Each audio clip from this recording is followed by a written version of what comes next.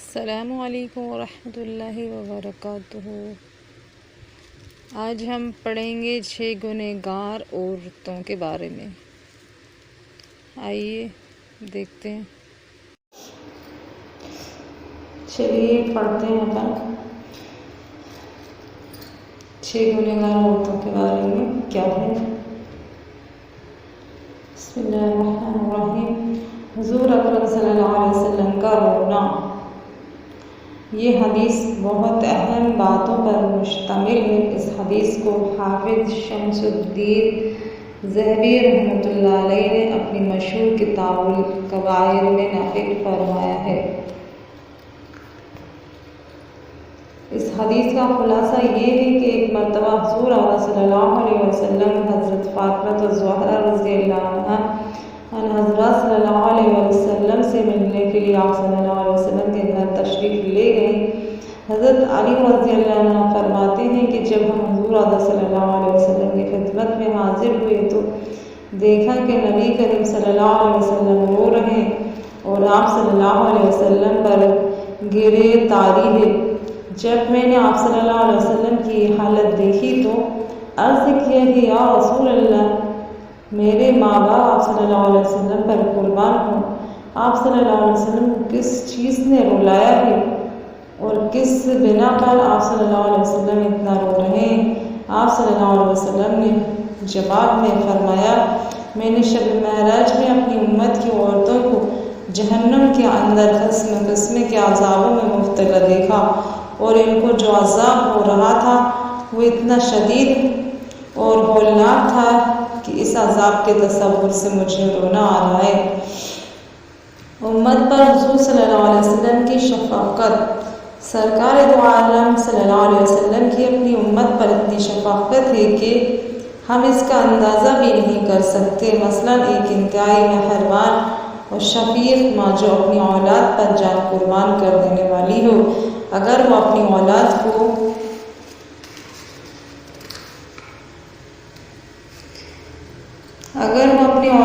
Jail کے اندر سخت قسم کی سزائیں سہتے ہوئے دیکھے تو یقیناً اس ماں کا کلیجہ منہ آ جائے گا اور ان سزاؤں کو دیکھ کر وہ ماں باپ یقیناً رو پڑیں گے۔ حضور صلی اللہ علیہ وسلم کی شفقت اور محبت تو ساری دنیا کی ماؤں سے کہیں زیادہ بڑھ کر ہے۔ اس لیے آپ صلی اللہ علیہ وسلم نے فرمایا کہ میں نے اپنی امت کی عورتوں کو جب ہولناک عذاب میں مبتلا پایا، اس کی وجہ سے مجھے رونا آ رہا ہے کہ میری امت کی عورتوں پر اس طرح کا ہولناک عذاب ہوگا۔ 6 طریقوں سے عذاب، عورتوں کو 6 طریقے سے عذاب بتایا ہے۔ آئیے دیکھتے ہیں۔ اس کے بعد حضور صلی اللہ علیہ وسلم نے اس کی وضاحت فرمائی کہ میں نے جہنم کے اندر عورتوں کو کس طرح عذاب میں مبتلا دیکھا۔ چنانچہ آپ صلی اللہ علیہ وسلم نے فرمایا، نمبر 1، میں نے ایک عورت کو دیکھا کہ وہ اپنے بالوں کے ذریعے جہنم کے اندر لٹکی ہوئی ہے اور اس کا دماغ ہنڈیا کی طرح پک رہا ہے۔ تو ایک خود جہنم کے اندر ہونا بذات خود کتنا ہولناک عذاب ہے۔ اللہ تعالی ہم سب کو اپنی پناہ میں رکھے، آمین۔ اور پھر بالوں کے بل لٹکانا یہ انتہائی تکلیف دہ سزا ہے، اور پھر دماغ کا پکنا یہ تیسری سزا ہے۔ پھر فرمایا، نمبر 2، میں نے دوسری عورت کو جہنم میں اس طرح دیکھا کہ وہ زبان کے بل لٹکی ہوئی ہے۔ اب آپ اندازہ کریں کہ کس کی زبان کھینچ کر اور نکال کر اس کے ذریعے اس کے پورے جسم کو لٹکایا جائے تو اس میں کتنی سخت تکلیف ہے۔ اگر صرف ایک ہاتھ کے ذریعے بھی کسی کو لٹکا دیا جائے تو وہی اس کے لیے موت سے بدتر ہے۔ زبان تو بہت نازک چیز ہے۔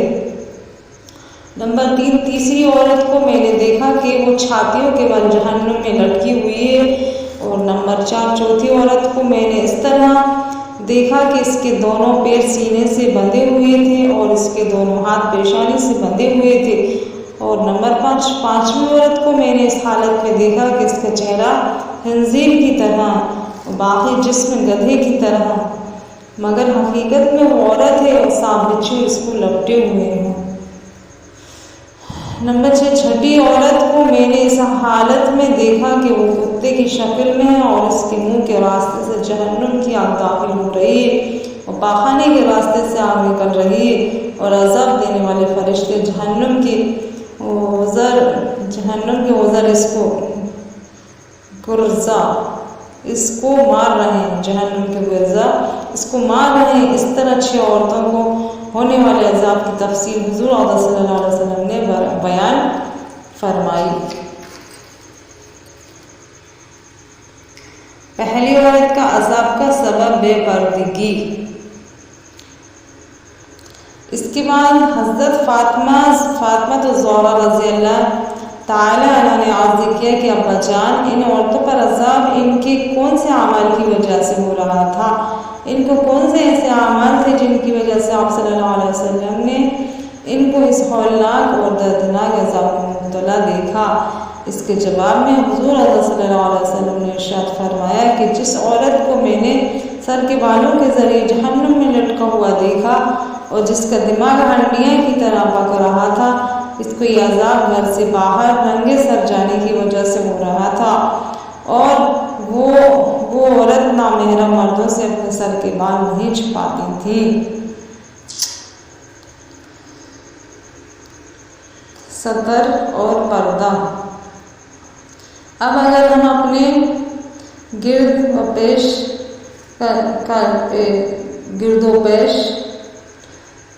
का जायज़ा लें तो हमें आज ये गुनाह आम होता हुआ नज़र आता है। हालांकि ख़वातीन के लिए हुक्म यह है कि सर के बाल इनके सतर का हिस्सा है, क्योंकि औरत का पूरा जिस्म सर से पाँव तक सिवाय चेहरे के और सिवाय दोनों हथेलियों के और दोनों पैरों के पूरा जिस्म सतर है, जिसको नमाज में छुपाना फ़र्ज है। क्योंकि अगर नमाज में कम अज़ कम चौथाई सर के बाल खुल जाएं और इतनी देर खुले रहें जितनी देर में 3 मरतबा सुबहान अल्लाह पढ़ लिया जाए तो नमाज नहीं होगी। या अगर किसी औरत ने सर पर बारीक दुपट्टा ओढ़ लिया जिसमें सर के बाल झलक रहे हैं तो ऐसे दुपट्टे में भी नमाज नहीं होगी, क्योंकि सतर छुपाने की शर्त पूरी नहीं हुई। बाज़ ख़वातीन बारीक दुपट्टे में नमाज पढ़ लेती हैं या इस दुपट्टे को दोहरा कर लेती हैं, हालांकि दोहरा करने के बाद भी बाल नज़र आते रहते हैं। या बाज़ औक़ात दुपट्टा इतना छोटा होता है कि इसके अंदर से चुटियाँ बाहर निकली हुई होती हैं और दुपट्टे के अंदर नहीं छुपती। या बाज़ ख़वातीन की आस्तीन इतनी छोटी होती हैं कि दुपट्टा पहनने के बावजूद इनके बाजू गट्टों तक नहीं छुपते। मसला ये है कि अगर चौथाई सर के बाल खुल जाए या चौथाई कलाई खुल जाए या चौथाई पिंडली खुल जाए और 3 मरतबा तस्बीह पढ़ने के बराबर खुली रहे तो नमाज ना होगी और चेहरा, दोनों हथेलियों और दोनों पैर और बाकी सारा जिस्म नामहरम मर्दों से छुपा होना ज़रूरी है। ये पर्दे का हुक्म है।